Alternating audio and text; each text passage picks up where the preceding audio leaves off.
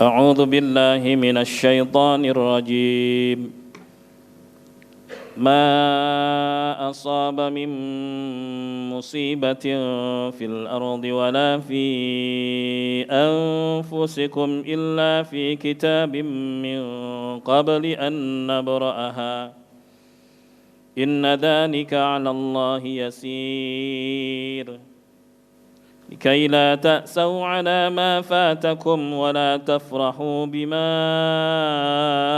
آتاكم والله لا يحب كل مختال فخور الذين يبخلون ويأمرون الناس بالبخل ومن يتول فإن الله هو الغني الحميد يخبر تعالى عن قدره السابق في خلقه قبل أن يبرأ البرية. Allah Subhanahu wa taala mengabarkan tentang takdir dan ketentuannya. Ya, sebelum Allah Subhanahu wa taala menciptakan makhluknya. Allah mengatakan ma asaba min musibatin fil ard wala fi anfusikum. Tidak ada satupun musibah atau kejadian di bumi atau yang menimpa kalian illa fi kitab, melainkan semua itu telah ditulis di Lauhul Mahfuz. Min qabli an nabra'aha, sebelum kami menciptakannya.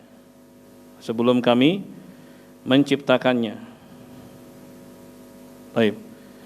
Jadi Allah Subhanahu wa taala menetapkan takdir 50.000 tahun sebelum Allah menciptakan langit dan bumi. Dan takdir Allah Subhanahu wa taala pasti berlaku, enggak akan pernah berubah. Dan takdir Allah Subhanahu wa taala hanya Dia yang tahu. Karena kita manusia tidak tahu apa yang ditentukan oleh Allah Subhanahu wa taala di masa depan, maka kita diperintah untuk berusaha.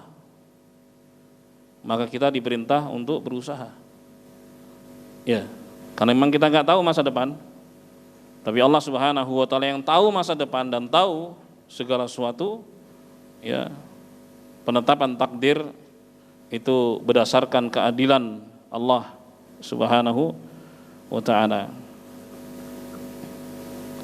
Inna dzalika 'ala Allahi yasir. Sungguhnya yang demikian itu mudah bagi Allah Subhanahu wa taala. Mudah bagi Allah untuk menetapkan takdir sebelum Allah mewujudkannya, sebelum Allah menciptakannya. Sekali lagi, takdir merupakan rahasia Allah Subhanahu wa taala dan kita baru tahu setelah kejadian. Sebelum kejadian kita enggak pernah tahu. Ya, sehingga keliru ketika seorang berpangku tangan dengan takdir. Ya. Kemudian dia mengatakan saya hanya menjalani takdir saja. Itu keliru. Karena masa depan dia enggak tahu. Justru yang diperintahkan oleh Nabi sallallahu alaihi wasallam adalah berusaha. I'malu fakullun muyassarun lima khuliqalah. Berbuatlah karena segala sesuatunya dimudahkan oleh Allah Subhanahu wa taala terhadap apa yang diciptakan untuknya. Dan kita bisa mengetahui tanda baik dari apa yang ditakdirkan Allah Subhanahu wa taala. Baru tanda, belum kepastian. Nabi sallallahu alaihi wasallam mengatakan, "Faman kana min ahli as-sa'adah fasayassaru min amali ahli as-sa'adah." Barang siapa yang ditakdirkan termasuk penduduk surga, maka dia akan dimudahkan oleh Allah Subhanahu wa taala berbuat kebaikan. Berbuat dengan amalannya penduduk surga. Itu clue. Jadi ketika seorang dimudahkan berbuat baik, itu tanda baik buat dia. Apakah itu sudah menjadi kepastian? Belum. Karena kata Rasulullah, innamal a'malu bil khawatim. Amalan itu dilihat dari ujungnya. Sementara masing-masing kita nggak tahu bagaimana ujung hidup kita. Tapi tanda-tanda itu yang harus dipelihara. Ketika seorang dimudahkan untuk berbuat baik, itu tanda baik buat dia, jaga. Istiqamah. Sebab itu Allah mengatakan wala tamutunna illa wa antum muslimun, jangan mati kecuali sebagai muslim. Jadi ketika seorang ya dimudahkan untuk menjadi muslim, seorang yang patuh pada Allah Subhanahu wa taala, itu tanda baik buat dia. Jaga sampai mati. Dalam ayat yang lain Allah Subhanahu wa taala berfirman, wa'bud rabbaka hatta ya'tiyakal yakin, beribadahlah kepada Tuhanmu sampai mati. Ya. Setelah mati, disitulah kepastian setiap manusia. Lalu Nabi SAW juga mengatakan, faman kana min ahli syaqawah fasayassaru min amali ahli syaqawah. Barang siapa yang termasuk dari penduduk neraka, maka dia akan dimudahkan oleh Allah Subhanahu wa taala untuk berbuat kejelekan. Ketika seorang berat sekali untuk berbuat baik, mudah untuk berbuat jelek, itu tanda buruk buat dia. Masihkah dia bisa berubah? Bisa saja, karena masa depan dia nggak tahu. Ketika dia tahu tanda-tanda buruk itu ada pada dia, segera berubah. Segera berubah. Kembali kepada Allah Subhanahu wa taala, bertobat pada Allah Subhanahu wa taala, beristighfar, mohon ampun pada Allah Subhanahu wa taala. Begitu caranya. Jadi sebenarnya kita bisa melihat ya tanda-tanda itu, dan memang diberitahukan oleh Allah Subhanahu wa taala kepada kita. Rasulullah juga mengabarkan itu kepada kita. Oleh sebab itu para salaf pendahulu kita yang saleh, setelah mereka mendapatkan keterangan tentang takdir, maka mereka lebih semangat lagi untuk beribadah kepada Allah Subhanahu wa taala. Kok bisa? Iya, ketika dia dimudahkan berbuat baik, itu tanda baik buat dia, maka dia lebih semangat lagi untuk meraih kebaikan. Jemaah sekalian yang dimuliakan Allah. Lalu Allah mengatakan, inna dzalika 'alallahi yasir. Semua itu mudah sekali bagi Allah Subhanahu wa taala. Mudah sekali bagi Allah Subhanahu wa taala. Baik, sering pertanyaan-pertanyaan itu masuk. Kenapa kita selalu diperintah untuk meminta pada Allah, minta kebaikan dunia akhirat, padahal sudah ditakdirkan? Apa jawabannya? Iya, sudah ditakdirkan, tapi yang tahu hanya Allah Subhanahu wa taala. Karena kita nggak tahu, disitulah kita diperintah untuk meminta kepada Allah. Mulainya dari meminta. Iya, karena itu yang paling mudah. Minta pada Allah, ya Allah, selamatkan saya dunia akhirat. Berikan kebahagiaan di dunia, kebahagiaan juga di akhirat. Minta, mulai minta kepada Allah Subhanahu wa taala. Jemaah sekalian yang dimuliakan Allah. Baik. Kemudian Allah Subhanahu wa taala berfirman, likaila ta'sau 'ala ma fatakum. Keimanan kepada takdir itu, kata Allah, agar kalian tidak putus asa dari apa yang luput dari kalian. Seorang berusaha, gagal. Kalau dia iman kepada takdir, ya udah, itu sudah menjadi kehendak Allah. Putus asa? Enggak. Karena dia beriman kepada Allah, dia beriman kepada takdir. Karena itulah pilihan Allah buat dia. Apakah itu buruk kegagalan? Belum tentu. Karena apa yang dipilihkan Allah Subhanahu wa taala untuk seorang, maka pasti itu baik buat dia. Pasti. Walaupun kadang-kadang orang menilai itu buruk buat dia, kadang-kadang. Iya. Oleh sebab itu, kita sebagai manusia, apapun kejadian yang menimpa, selalu berhusnudzan kepada Allah Subhanahu wa taala, berbaik sangka pada Allah Subhanahu wa taala. Nabi SAW mengatakan, ajaban li amril mu'min, sungguh menakjubkan orang yang beriman, inna amrahu kullahu lahu khair. Sungguhnya seluruh urusannya baik, walaysa dzalika illa lil mu'min, dan itu tidak dimiliki kecuali oleh orang yang beriman. In asabathu sarra'u syakar fakana khairallah, kalau dia mendapatkan anugerah dia bersyukur dan itu baik baginya. Wa in asabathu dharra'u sabar fakana khairallah, kalau dia mendapatkan musibah atau kegagalan dia bersabar dan itu juga baik baginya. Karena dia tahu bahwa apa yang terjadi dalam dinamika kehidupan itu kehendak Allah Subhanahu wa taala. Ya, dapat ataupun enggak dapat, ya, berhasil ataupun gagal, itu kehendak dari Allah Subhanahu wa taala. Apapun yang dikehendaki Allah, maka dia selalu berhusnudzan kepada Allah Subhanahu wa taala. Kadang-kadang yang disangka buruk oleh seorang ternyata itu baik baginya. Ya. Cuma sekalian yang dimuliakan Allah, banyak contoh. Ya. Seorang mungkin ada seorang terlambat dia. dengan jadwal penerbangan, entah itu karena macet dan sebagainya dan sebagainya. Saat itu dia merasa kesal, ya kan? Kerugian macam-macam dalam pikirannya. Ya. Nggak taunya qadarullah pesawatnya kena apa-apa. Terus dia menjadi orang yang paling bersyukur. Kejadian. Dan itu fakta, banyak berita-berita menghiasi ya apa yang kita lihat dan kita dengar, subhanallah.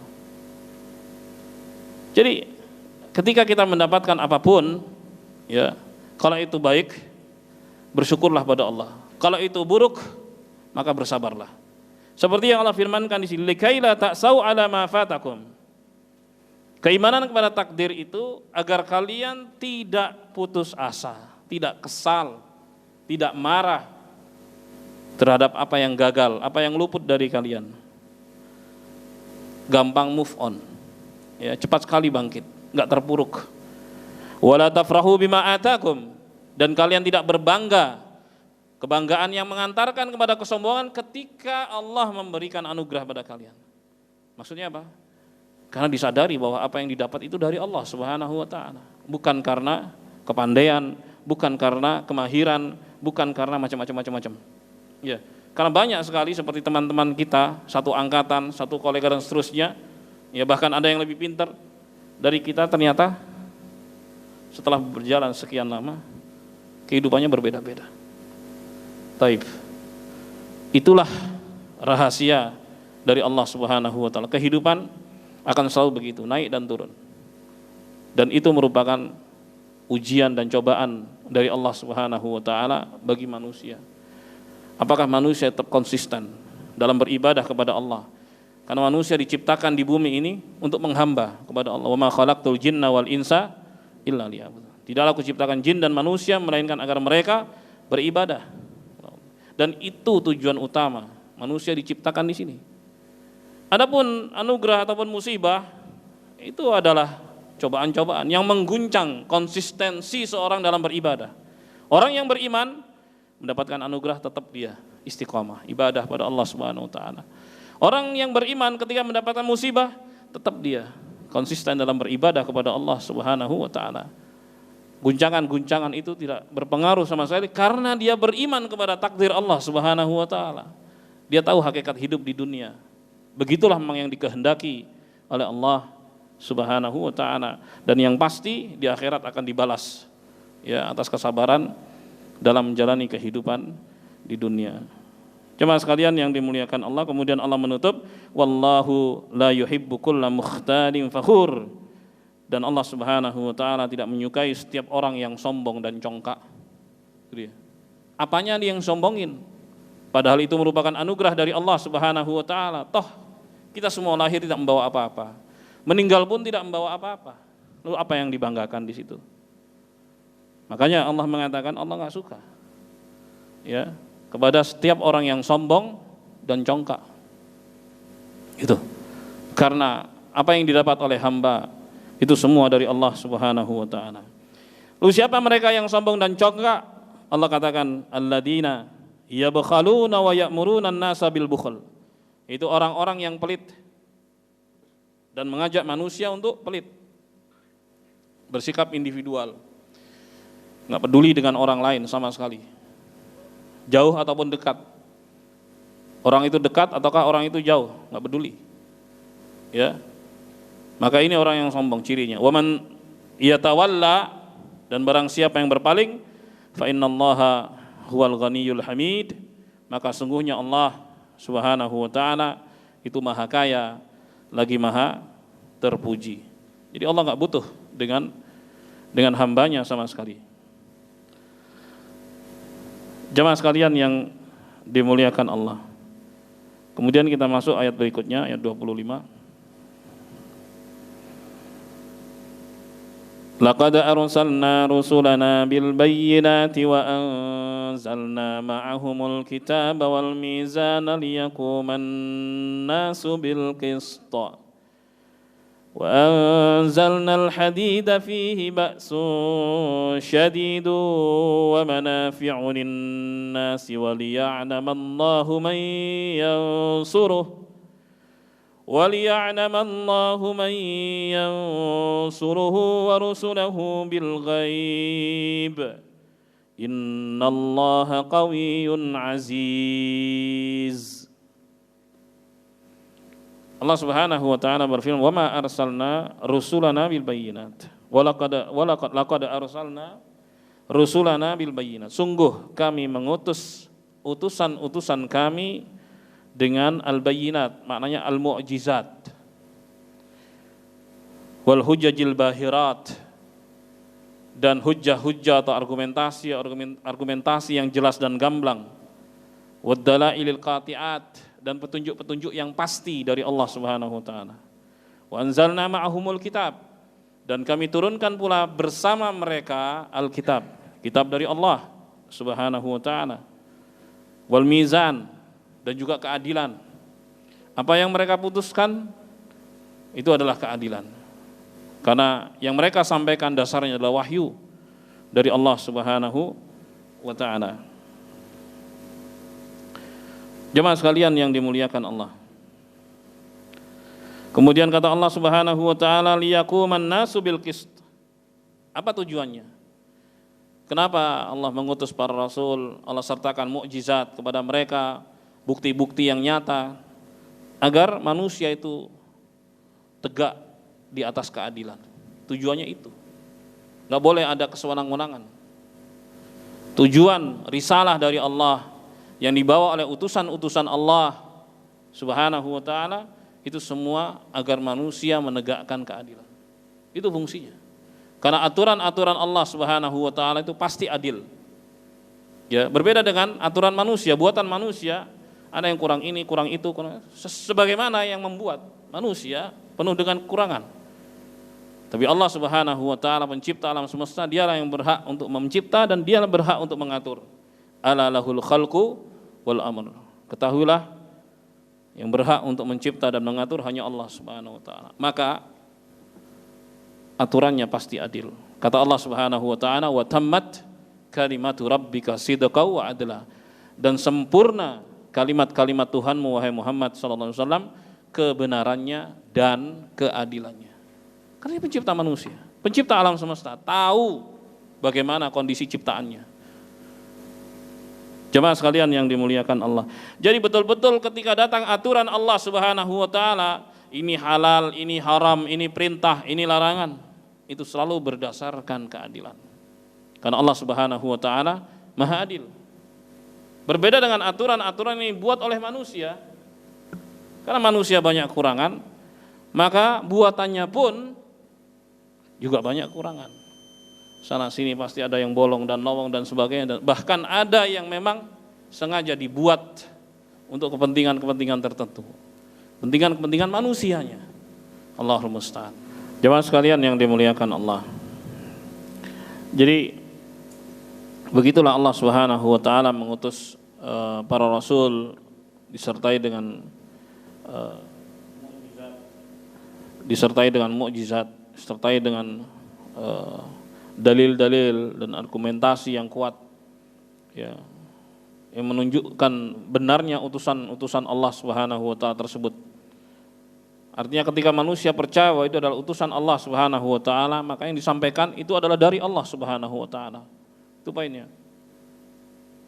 Ketika mereka tahu itu dari Allah Subhanahu wa taala, pencipta alam semesta, pencipta manusia, maka manusia akan tunduk dan patuh kepadanya. Itu. Karena memang enggak mudah. Ketika ada orang mengaku saya adalah utusan, enggak semua orang akan percaya, kecuali dengan bawa mukjizat, bukti-bukti yang di luar nalar manusia. Ya. Dan hujjah terbesar dan mukjizat terbesar Nabi Muhammad sallallahu alaihi wasallam adalah Al-Qur'an. Bahkan Allah Subhanahu wa taala menantang mereka yang enggak percaya dengan Al-Qur'an, ya udah buat aja. Buat aja coba, tandingi aja, gampang kok. Satu surat aja, pilih terserah mana. Ya. Taib. Banyak orang dari kalangan orientalis dan orang-orang kafir mengatakan bahwa Al-Qur'an itu perlu direvisi. Ya udahlah, bikin aja tandingannya, gampang kan? Itu tantangan dari Allah Subhanahu wa taala. Enggak usah banyak omong. Karena Al-Qur'an sudah dipastikan dijaga oleh Allah Subhanahu wa taala kesuciannya. Inna nahnu nazzalna dzikra wa inna lahu lahafizun. Sungguhnya kamilah yang menurunkan Al-Qur'an dan kami yang menjaganya. Itu merupakan kepastian dari Allah Subhanahu wa taala, dan itu tidak dilakukan pada kitab-kitab yang lainnya. Kitab-kitab yang lainnya enggak diketahui asal usulnya. Bahkan di antara mereka sendiri bingung dengan kitab yang dianggap sebagai kitab suci. Fa ya subhanallah. Mereka heran. Ya. Taib. Ketika ditanya dari mana asal usulnya enggak tahu. Gimana mereka sendiri enggak tahu apa yang kemudian mereka imani? Jadi atas dasar apa keimanan mereka? Wala haula wala quwata illa billah. Adapun Al-Qur'an sanadnya jelas. Jalurnya jelas. Dari Allah Subhanahu wa taala melalui Jibril alaihi salam kepada Nabi Muhammad sallallahu alaihi wasallam. Dan itu semua dihafal oleh Rasulullah SAW. Belum ada dalam bentuk buku, enggak ada sama sekali. Kok disebut Rasulullah buatan Muhammad? Bagaimana mungkin itu buatan? Rasulullah enggak bisa baca, enggak bisa nulis. Bahkan di masa beliau belum ada nih mushaf, belum ada sama sekali. Sama sekali sejarah menunjukkan itu. Para sahabat juga menghafal dari Nabi SAW ayat-ayat Al-Quran dan hadis-hadis Nabi SAW. Dihafal semuanya. Catatan-catatan itu ada tapi sedikit sekali. Barulah kemudian di masa Khalifah Abu Bakar As-Siddiq radhiyallahu an banyak terjadi perangan, tapi para penghafal Al-Quran menjadi korban. Di situ beliau khawatir. Ya, di situ beliau khawatir. Maka Allah Subhanahu wa taala berikan ilham untuk membukukan Al-Quran. Enggak selesai di masa kepemimpinan selama 2 tahun. Kemudian dilanjutkan di masa Umar 10 tahun. Enggak selesai juga, baru selesai di masa Utsman bin Affan radhiyallahu anhu. Yang dikenal dengan Mushaf Utsmani. Udah selesai. Itu dia. Maka enggak benar kalau kemudian Al-Quran disangka sebagai buatan Muhammad sallallahu alaihi wasallam. Itu wahyu dari Allah Subhanahu wa taala yang isinya kebenaran, yang isinya keadilan. Dan tujuannya agar manusia mengamalkannya.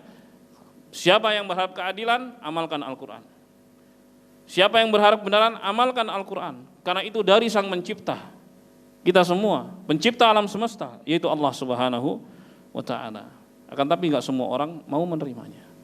Yang menerimanya disebut Muslim, yang tidak menerimanya disebut apa? Kafir. Itu sebutan, memang begitu.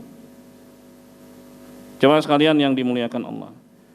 Kemudian wa anzalnal hadida fihi ba'sun syadid. Nah, ini insyaallah kita ambil pada pertemuan yang akan datang insyaallah. Jadi Allah Subhanahu wa taala menurunkan al-hadid, besi. Ya. Oleh sebab itu sebagian ilmuwan mengatakan banyaknya meteor mengandung logam dan besi. Kemana diturunkan? Kemudian nyampur dengan bumi. Banyak sekali bekas-bekas tumbukan-tumbukan purba dulu pernah menghantam bumi dan sebagainya, bekas-bekasnya juga ada. Taib, kemudian tersimpan di bumi dan seterusnya. Itu menjadi kehendak Allah Subhanahu wa taala. Yang menunjukkan bahwa besi itu juga diturunkan oleh Allah Subhanahu wa taala. Taib. Dan bisa juga bermakna Allah Subhanahu wa taala menjadikan besi itu sebagai pengawal kebenaran. Maksudnya dari besi itu dibuatlah senjata untuk mengawal penegakan aturan Allah Subhanahu wa taala di muka bumi. Kawal. Karena kalau orang itu mau damai ya mesti harus siap perang. Siap dengan persenjataan itu. Kenapa? Kalau ada orang yang mau melawan dan menghalangi penegakan aturan Allah Subhanahu wa taala di muka bumi, maka ada pencegahnya. Dari besi. Allah jadikan besi itu bisa diolah macam-macam. Kalau zaman dulu pedang. Kalau sekarang modern macam-macam, bisa tank, bisa peluru, bisa macam-macam senjata. Alutsista, macam-macam. Subhanallah. Dari bahan yang namanya besi. Makanya Allah sebut surat ini adalah surat Al-Hadid, yang artinya besi. Tapi kita ulas insyaallah pada pertemuan yang akan datang, karena ini pasti akan membutuhkan waktu yang panjang. Baik, masih ada beberapa menit, silahkan yang mau bertanya dari jamaah. Silakan.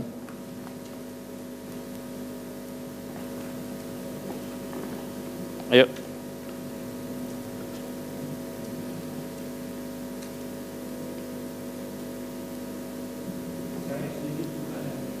Silakan Pak. Soal takdir itu tadi. Ya.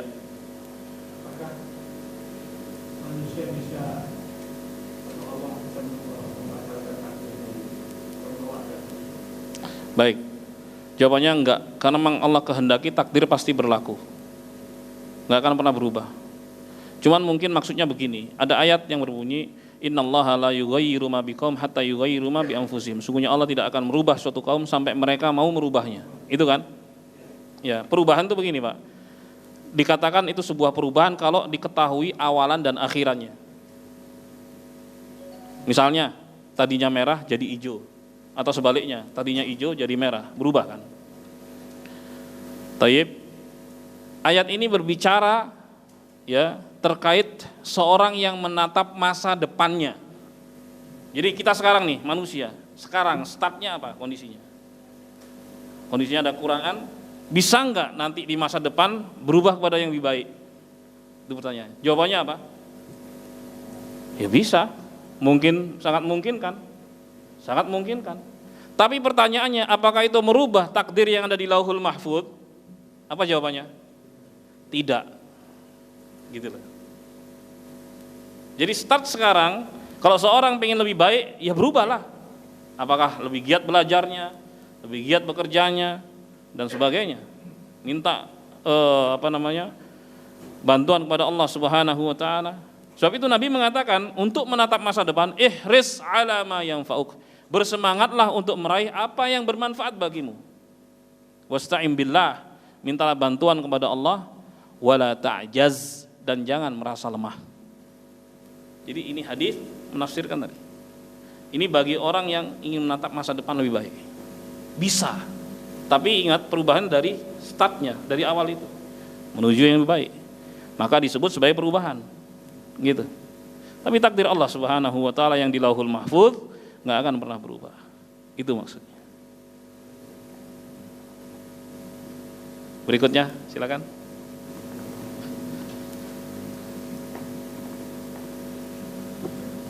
Silakan jamaah. Ya.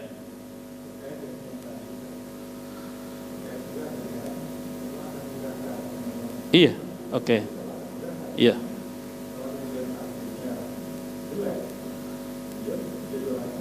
Bisa saja terjadi. Kemudahan itu tidak dia rawat, ya. Kemudian bisa berubah dia. Makanya ada orang yang kelihatannya menurut pandangan manusia penduduk surga, sampai-sampai antara surga dengan dia itu hanya sehasta. Sudah didahului catatan takdir bahwa dia termasuk penduduk neraka. Ternyata naudzubillah min dzalik, menjelang mati dia berbuat keburukan dan mati di atas keburukan. Berarti apa? Su'ul khatimah, naudzubillah min dzalik. Ada yang seperti itu. Dia enggak syukuri itu tanda-tanda baik itu, enggak dia jaga. Karena belum ada kepastian. Selama orang masih hidup belum ada kepastian. Kepastian itu di ujung kehidupan manusia. Makanya kita berharap pada Allah Subhanahu wa taala selalu husnul khatimah. Nama masjid ini menginspirasi terus. Husnul khatimah, supaya baik di akhirnya atau penghujungnya. Demikian. Cukup ya. Terima kasih. Semoga bermanfaat dan kurangnya mohon maaf. Semoga Allah selalu memberikan taufik hidayah kepada kita semua dan menyelamatkan kita di dunia maupun di akhirat. Amin ya rabbal alamin. Subhanakallahumma bihamdik asyhadu an la ilaha illa anta astaghfiruka wa atubu ilaik. Assalamualaikum warahmatullahi wabarakatuh.